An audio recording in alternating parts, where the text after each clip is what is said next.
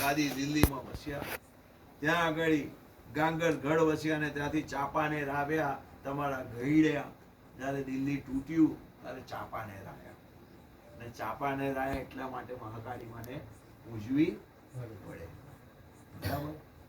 અને તમારે જો કોઈને પરચો લેવો હોય ને કામ તમારું અટકી ગયેલું હોય તો એકાદ જણ બાધા રાખી લેવાની કે હે માળિકા મહાકાળી માતા, તું મારું આ કશું વારવા કરવાની વાત કરશો દર્શન. એટલે ચાપાનેર વસ્યા, ત્યાંથી દેવગઢ બારિયા આવ્યા અને ત્યાંથી જલોદ વસ્યા, ત્યાં વાડવાડી થી સત થયા અને ત્યાંથી ભરકુંડા આવ્યા, અને ત્યાં ભરકુંડામાં ભાગ્યું ત્યારે સંવત 1450 ની અંદર સરાલી ગામમાં કરણાજી નામના કરણસિંહ વસ્યા. ક્યારે વસ્યા? 1450. 129 વર્ષ થયા તમારે આ ગામમાં વસે.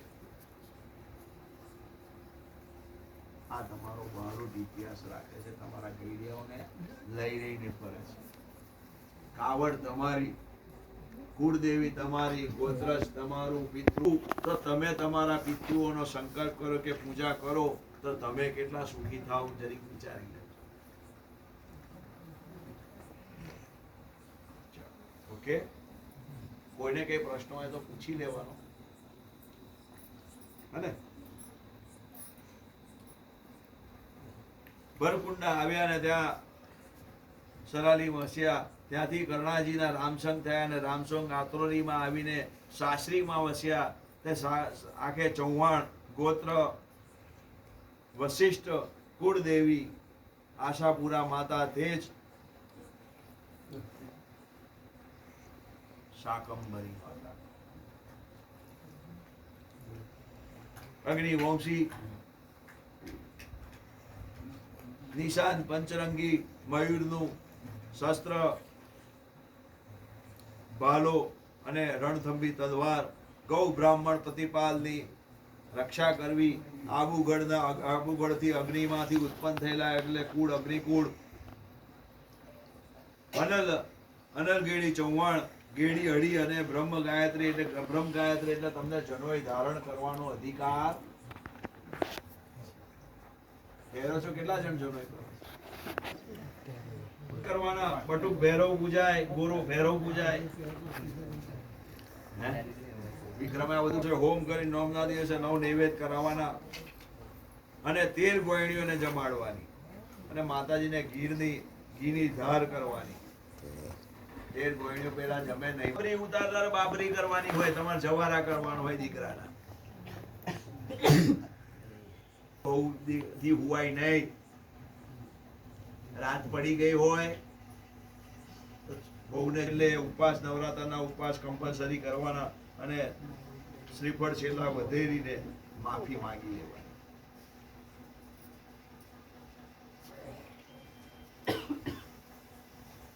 તમારું જય કરે, કલ્યાણ કરે, ઉન્નતિ કરે, ધન વૈભવ આલે, સુખ શાંતિ સમૃદ્ધિ આલે, યશસ્વી બનાવે, કીર્તિયાન બનાવે, ધન ધાન પ્રાપ્તિ કરાવે.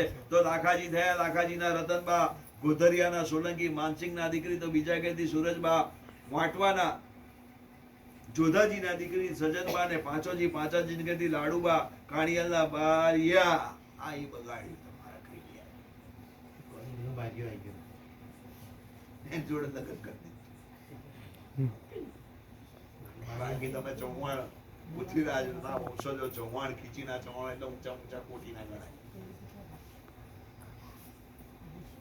બારિયા દીકરી થાય એટલે બારિયા થઈ ગયા, ટોકી મારી ભૂલ કરી. ચાલે હવે સુધારવાનો જમાનો છે. સમજો કે તમારો દીકરો કોઈ ચૌહાણની દીકરી જોડે પાડ્યા એટલે એ બેને ગોત્ર દોષ લાગ્યો, ભાઈ બહેનનો સંબંધ ગોત્ર દોષ લાગ્યો. કારણ કે બેવની કુળદેવી ને બેવનું ગોત્ર એક જ હોય. એને ચાલતા બંને પતિ પત્નીએ ચાલતા બદ્રીનાથમાં સ્નાન કરીને ગંગાજળ લેવાનું. એ ગંગાજળ ચાલતા 12 જ્યોતિર્લિંગ પર ચઢાવવાનું અને ત્યાંથી છેલ્લા પ્રભાસ પાટણ સોમનાથ આવે. ત્યાં ગંગાજળ ચડાવીને પાછું લેવાનું અને પછી ચાલતા ચાલતા ચાલતા દ્વારકા જવાનું. સોરી, દ્વારકા નહીં, આપણા ડાકોર જવાનું. ડાકોરમાં રણછોડના પગ ધોવાના, એ પાછું ગંગાજળ લેવાનું, માથે ઊંચકીને ઘેર આવવાનું અને ગંગા પૂજન કરાવવું પડે, ત્યારે ગોત્ર દોષની હત્યામાંથી મુક્તિ થાય. તમે બદ્રીનાથ ચાલતા ચાલતા જાઓ તો જીવતા રહો ખરા. એના કરતા લગ્ન ના કરવું. અટકાઈ દેવાનું. ચૌહાણ નામ આવે એટલે બંધ જ. અમારે નહીં કરવું, આપણે એક જ ભાઈ બહેન દઈએ. પછી પૈસા વાળી વાત જોઈએ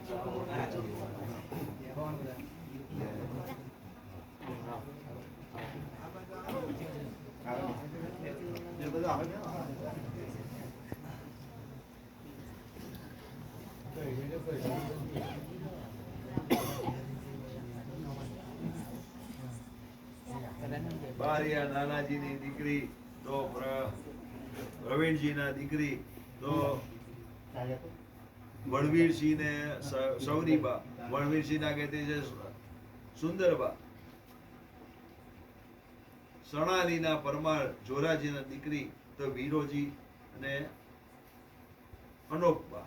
વીરાજીના કહેતી અમૃતબા. પીઠાઈના ભગવાનજીના દીકરી વાઘજી ને હાથીજી. વાઘજીએ જાત્રા કાશીની દ્વારિકાની કરીને કાશીમાં બ્રાહ્મણની દીકરીઓને કન્યા દાન દીધા અને 84 જમાડી અને ચોપડે મંડાવી કડું સોનાનું દાનમાં આલેલું. ચલો આજે એક કડું આલ દો, આપણે નક્કી કર્યું. તમારા ઘેડિયા કાશીમાં જઈને બ્રાહ્મણોને કન્યાદાન કરે, બ્રાહ્મણની દીકરીઓને કન્યાદાન કરે અને બારોટના ચોપડા મંડાઈને એક સોનાનું કડું આલેલું. તમારા ઘેડિયા કેટલા મજબૂત હશે. કડા જડે કુમેદ ઘોડો આલેલો.